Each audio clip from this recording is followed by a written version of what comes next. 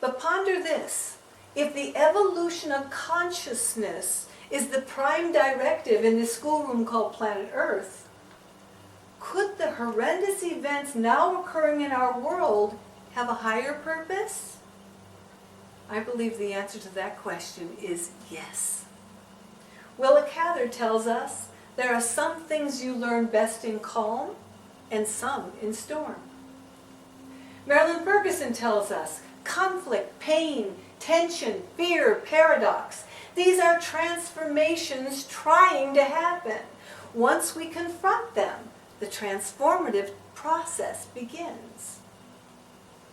Patricia Corey tells us, as frightening or disempowering as world events may appear, these events are a much-needed catalyst to provide people an opportunity to shake off their indifferences, to take a stand for themselves and the greater society. This is a most positive aspect in social evolution. And Dr. David Hawkins tells us, pain exists to promote evolution. Its cumulative effect finally forces us in a new direction. And in A Course in Miracles, we are told, tolerance for pain may be high, but it is not without limit. Eventually, everyone begins to understand, however dimly, that there must be a better way. As this recognition becomes more firmly established, it becomes a turning point. Patricia Corey tells us the human spirit shines through in times of cataclysm and crisis. As you rally to the call of the suffering, the love of spirit pours through you, burning like lightning through the dark clouds of human turmoil. Rising above your personal concerns, you realize that those are your brothers and sisters. You run to each other's aid, embracing the weak and wounded, and together you celebrate the one heart, the emerging soul of humanity. So, at the stage of evolution we are now at, problems are really catalysts for evolution.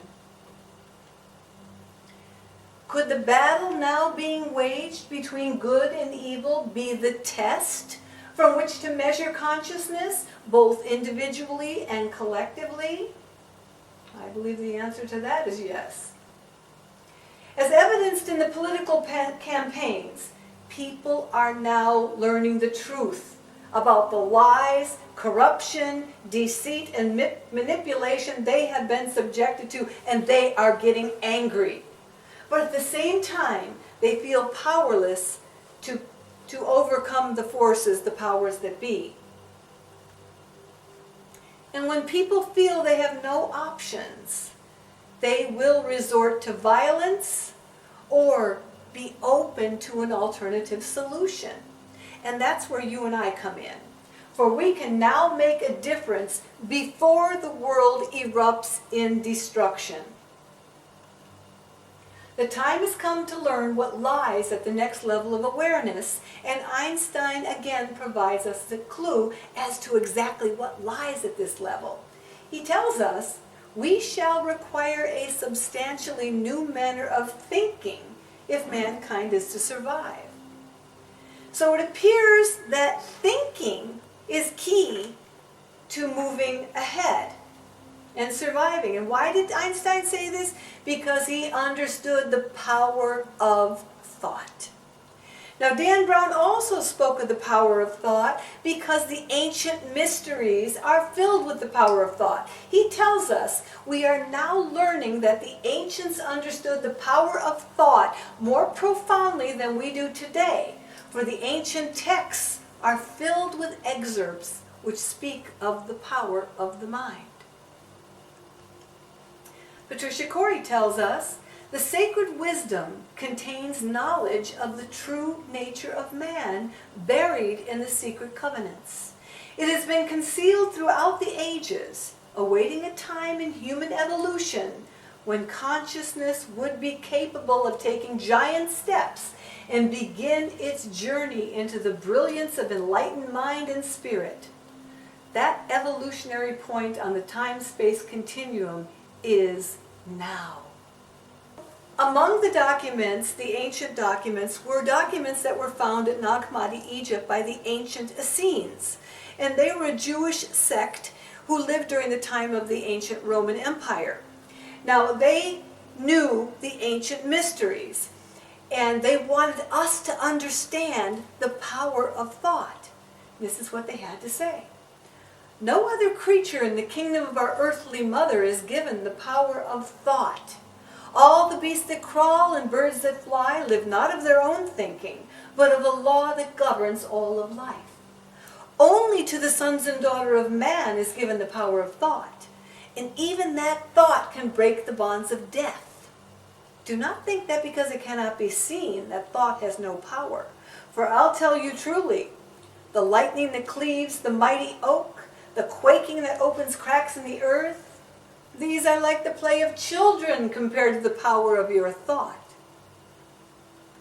In another excerpt they tell us, for you know not the power of your thoughts. Know, sons of light, that your thoughts are as powerful as the bolt of lightning that stabs through the storm and splits asunder the mighty tree. Use then wisdom in all that you think and say and do. May the law bless you with all good and keep you from all evil. Illumine your hearts with insight into the things of life, and grace you with knowledge of things eternal. I found a story that exemplified the power of thought in this book, The Fourth Course of Chicken Soup for the Soul. And it was a little story called To Save a Life by Hannah McCarty, and I would love to share that story with you. In the aftermath of World War II, there was an immigrant family that lived in New York City, but they still had relatives back in Budapest, Hungary. Now, Budapest was a country that was ravaged in the war. All of their buildings, as you can see here in the slide, were absolutely decimated. Their infrastructure was destroyed, and those who actually made it out of the war had a really, really difficult time. So the family in New York didn't know if their family even survived, their relatives in Budapest. So they drafted a letter to their family, heard nothing for a few months, until finally a letter came from Uncle Laszlo. And he said, my dearest cousins, guess what? We made it. We can't believe that we made it, but we survived. But things are really, really tough. The black market is thriving and our money is worthless, so everyday life is really difficult. If there is any way you could send us items that we might be able to use at this point, we would be so grateful for that. So the family in New York looked at one another and said, okay, let's get some care packages we'll put together. We'll get these cartons and we'll fill them to the brim with anything we can think of that will be useful to our family back in Budapest. So they did that. They sent it all off to Budapest. Didn't hear anything for months. Finally, a letter came from Uncle Laszlo. My dearest cousins, we cannot thank you enough for all the items that you sent us. And then he went on to describe every single item and how they had used it. But then came a mystery. We cannot thank you enough for that medicine that you sent. America is great and its science is great. Cousin Gesher's knees were so swollen and painful, he could only walk with the use of a cane. But that medicine cured him. Lizabetta had these horrible migraine headaches. The medicine cured her. Anna had constant fevers, and the medicine cured her. And I, Uncle Laszlo, had this horrible back pain, which was cured with the medicine. But you know what? We're running low on that medicine. Could you please send more? Well, the family in New York kind of looked at each other rather quizzically because they said, do you remember sending medicine? It's like no one could remember sending medicine, but they were sure that one of them had inadvertently dropped some medicine into the packages. So they drafted another letter to Uncle Laszlo and said, can you please provide the name of the medicine? A couple months pass again. Finally get another letter. My dearest cousins, the name of the medicine is Lifesavers. Please send more as quickly as you can. Now, were you aware of the medicinal benefit of Lifesavers that cure a whole host of ailments? I don't think so. I think because you think and believe that Lifesavers are candy, the power of your thoughts will create that reality. However, Uncle Laszlo, Cousin Gesher, Lizabetta, and Anna all thought this was medicine, and the power of their thoughts cured them because they thought the lifesavers were medicine. As you can see, there is something very powerful beneath the surface of life experience. And that something is the power of thought. Underlying the power of thought is a law the ancients tell us is the most powerful law in the universe. And this law is called the law of attraction. And what it means is that like energy attracts like energy. In some of the ancient documents, we find the Emerald Tablets of Thoth, which also describe the power of this law. And this is what Thoth had to say. Hear ye and listen, O my children. Magic is knowledge, and only is law. Be not afraid of the power within thee, for it follows law as the stars in the sky. Follow ye and learn of my magic. Know that all force is thine, if thou fear not the path that leads thee to knowledge, but shun the dark road. Light is thine, O man, for the taking.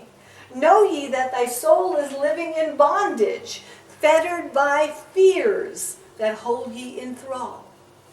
Man is only what he believeth, a brother of darkness or a child of the light. The Essenes tell us again, to obtain the treasures of the material world, O sons of men, forego not the world of the law. The communions of the law are perfect, converting the soul from darkness to light. So how does this law and the power of thought actually work? Your thoughts are like magnets which transmit and receive energy. And it is said that you have 90,000 thoughts a day. So how are you going to monitor these 90,000 thoughts? Well, you don't have to worry about that.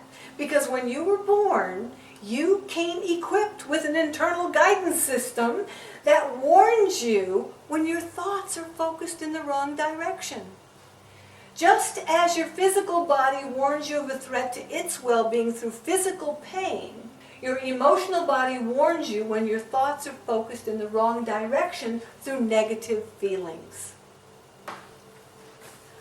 I'm now going to share a story with you about my son Zachary. When he was 10, he's going to be 26 in 10 days now, but when he was 10, he was on the Little League team, okay? And this is, at the time, I was just finishing writing a book I had started in 1996. And that book is called Life, a Complete Operating Manual. And the subtitle is The Secret to Life Unveiled. Who you really are, how life really operates, and how to unleash the incredible power within. So when Zachary joined this team, I went to the coach and I said, Coach, I got the secret. He was kind of looking at me like, okay, honey. So I said, and he said, well, what's the secret all about? And I told him, and he said, well, I learned that in golf. And I said, well, do you mind if I teach the kids and use the actual tools and techniques that I teach in this book? He says, well, check with the parents. So I checked with all the parents, and they're kind of looking at me skeptically, but they agreed. Well, guess what? We won the entire championship. Now, the next year, Zachary was also on another Little League team, and we missed the first 4 games because I was in New York City with my son and my husband, and I was debuting my second book, which is called September 11th, A Case for the Higher Purpose. After missing the first 4 games, we then went to the 5th game, and I came a little late. And one of the boys that was on Zachary's team the previous year was on the team this year, and his mom was up in the bleachers. And she says, Lauren, we lost 4 games so far. Get your butt in that dugout and go help those kids. Well, I'm kind of thinking, I don't know this coach, I don't know the kids, I don't know the parents, and this is kind of overstepping my bounds in some ways. But what the heck, I'll go help the kids, right? So I go down to the dugout and I say, okay, kids. And of course my son is like, oh my God, it's my mother. And I said, Kids, who's heard of Einstein? Oh, we have, Mrs. Trotter. I said, okay. You ever hear of that E equals mc squared? E equals m means energy equals mass, which means that everything in our world is composed of energy. Okay? Now guess what? Your thoughts are also composed of energy, and your thoughts are like these giant magnets that pull to you whatever you're thinking about. So David's up to bat. David, what's on your mind? Oh, Mrs. Trotter, I struck out 3 times. My dad's the coach, my brother's the umpire, and if I don't hit it this time, he's going to really, really get mad at me and I'm going to get razzed. Okay, so if your thoughts are like magnets, what's going to happen? I'm not going to hit it. I said, you're right, but you know what? You can choose what you want to think, can't you? Okay, everyone in the dugout, shut up. Okay, we're talking about 10 and 11-year-old boys, okay? So everyone close your eyes. And we're now going to be in slow-mo. Pitcher throws the perfect pitch to David. David swings. David hits it. David takes off for first. Running, and we're up in the bleachers. Go, David, go, David. David hits second. The guys are fumbling in the outfield. Then David hits third. David, you got home. You got a home run. What does it feel like? Oh, Mrs. Trotter, it feels really good. Guess what happened? He got the home run, and we hit the maximum amount of runs that inning that were allowed in the Little League. The little boys came up afterward. Mrs. Trotter, we thought that stuff was kind of weird that you were talking about, but oh my God, it works. And I said, yes, it does work. And it not only works in Little League, but it works in all areas of life. As you can see, we are playing the game of life without a full deck. So one by one, I am going to unveil the cards so that you can play the game with all of the knowledge.